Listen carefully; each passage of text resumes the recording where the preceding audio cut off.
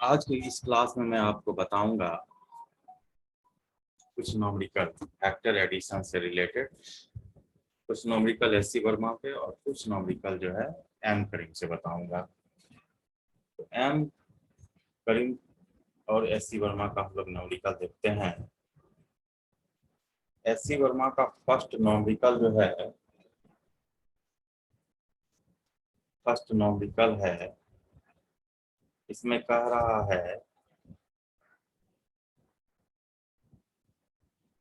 कि एक X Y plane है,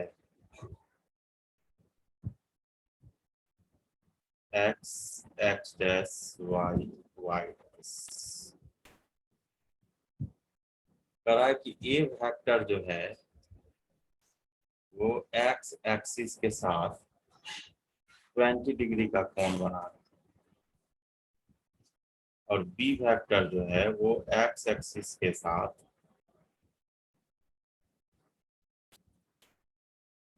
बी वेक्टर जो है वो एक्स एक्सिस के साथ 110 डिग्री का कोण बना रहा है। ये जो है इसके साथ 110 डिग्री का कोण बना रहा है।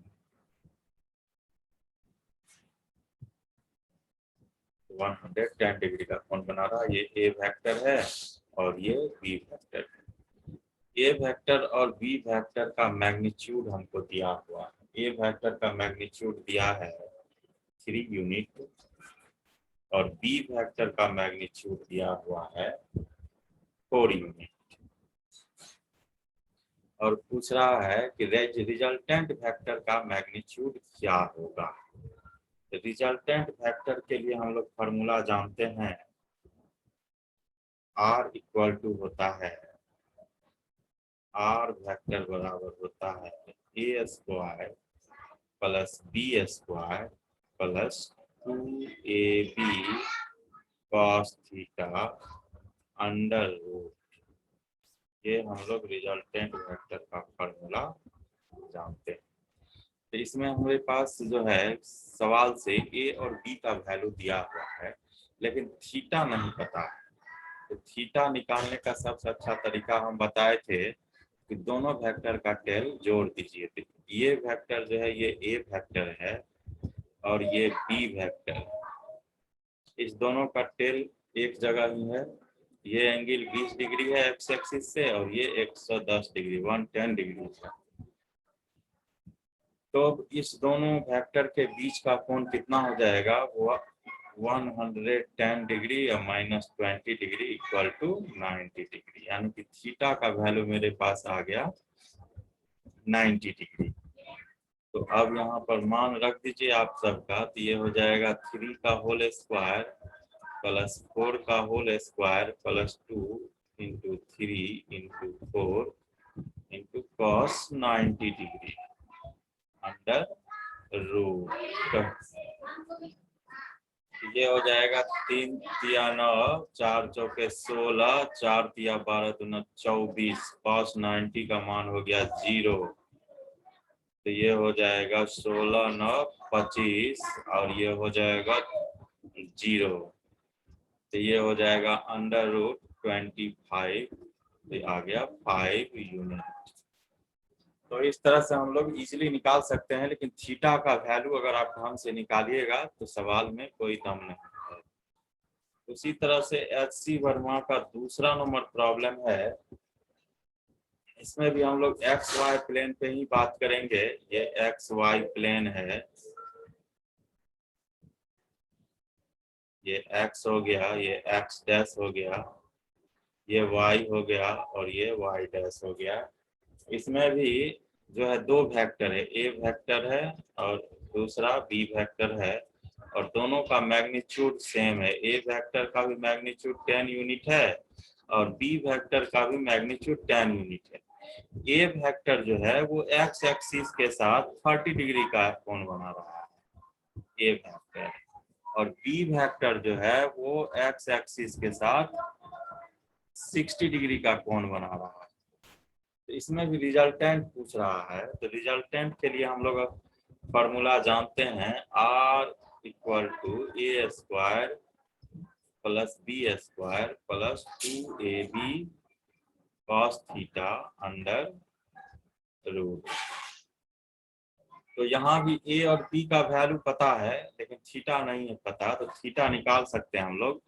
ये जो ए वेक्टर है ये 30 डिग्री का कोण बना रहा है एक्स एक्सिस से, और ये वेक्टर बी वेक्टर जो है ये 60 डिग्री का कोण बना रहा है एक्स एक्सिस से। तो ए और बी के बीच का एंगल कितना हो जाएगा, 60 degree minus 30 degree equal to 30 degree.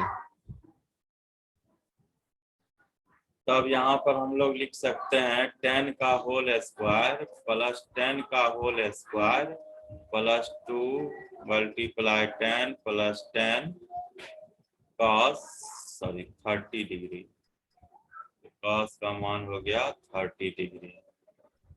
तो यहाँ हो गया 100 प्लस 100 प्लस 200 cos 30 का मान हो गया √3/2। तो यहाँ से ये 100 आ जाएगा, तो ये हो गया 200 अब प्लस √3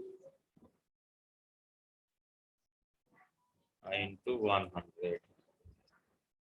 तो यहाँ से भी हम लोग 100 अगर कॉमन ले लें तो ये हो जाएगा 1 प्लस √3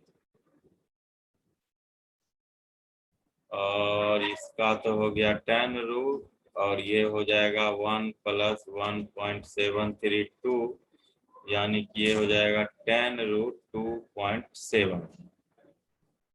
तो इसमें भी थीटा ही मेजर करना था। अगर थीटा आ गया दो वेक्टर के बीच का तो इसको आप आराम से कैलकुलेट कर सकते हैं। एक एम करीम का प्रॉब्लम है 4 number, at what angle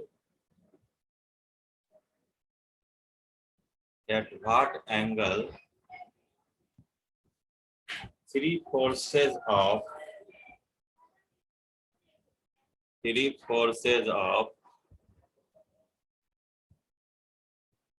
equal magnitude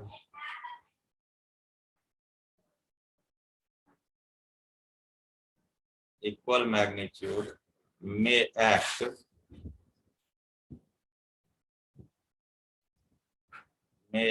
so that their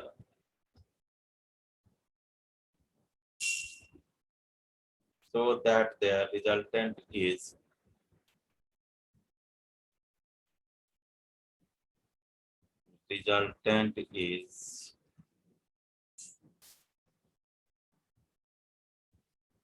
equal to 0। इसमें कह रहा है कि 3 वेक्टर है, मान लीजिए एक ए वेक्टर है और ये बराबर है बी वेक्टर के और ये बराबर है सी वेक्टर के। कहने का मतलब ये हो गया कि इस तीनों का मैग्नीट्यूड सेम है।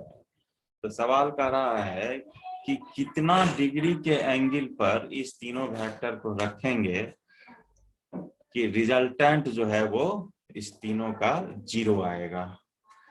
ठीक ना, कितने डिग्री के एंगल पर अगर हम इसको रखेंगे तो इसका रिजल्टेंट 0 आ जाएगा। तो इक्विलैटरल ट्रायंगल है, मान लीजिए कि इस सवाल से हमारा जो ट्रायंगल बनेगा वो इक्विलैटरल ट्रायंगल बनेगा। इसको ए वेक्टर मान लीजिए, इसको बी वेक्टर मान लीजिए और इसको सी वेक्टर मान लीजिए। तो इक्विलैटरल ट्रायंगल है तो ये एंगल 60 डिग्री हो जाएगा, ये भी 60 डिग्री हो जाएगा और ये भी 60 डिग्री हो जाएगा। इसको थोड़ा सा आगे बढ़ाएंगे तो इस दो में ये एंगल हो जाएगा कितना 120 डिग्री। इसको थोड़ा सा आगे बढ़ाएंगे तो ये भी एंगल हो जाएगा 120 डिग्री और इस वेक्टर को थोड़ा सा आगे बढ़ाइए तो ये भी एंगल हो जाएगा 120 डिग्री। कहने का मतलब ये हुआ कि दो वेक्टर के बीच का एंगल अगर हम 120 डिग्री लेंगे तो रिजल्टेंट जो है वो 0 आ जाएगा। इसको भी हम लोग देख लेते हैं कि कैसे आ जाएगा। ठीक है। तो यहाँ से इसको हम फिगर ये ड्रॉ कर लेते हैं। ये मान लीजिए बी वेक्टर है और ये मान लीजिए आपका सी वेक्टर है और ये मान लीजिए आपका ए वेक्टर है। ये एंगल 120 डिग्री है, ये भी एंगल 120 डिग्री है और ये भी एंगल जो है वो 120 डिग्री है। जब टेल टू टेल एडिशन कीजिएगा तो सभी एंगल 120 डिग्री आएगा। अब क्या करेंगे कि सबसे पहले बी और सी के बीच का रिजल्टेंट आप निकाल लीजिए। सबसे पहले बी और सी के बीच का रिजल्टेंट हम अगर फाइंड कर लें, ये वाला जो रिजल्टेंट आएगा, मान लीजिए ये रिजल्टेंट जो है वो आर डैश आ जाएगा। तो बी और सी के बीच अगर एंगल हम कैलकुलेट करते हैं तो देखिए कितना आता है। आर डैश इक्वल टू हो जाएगा B square plus C square plus 2bc cos theta.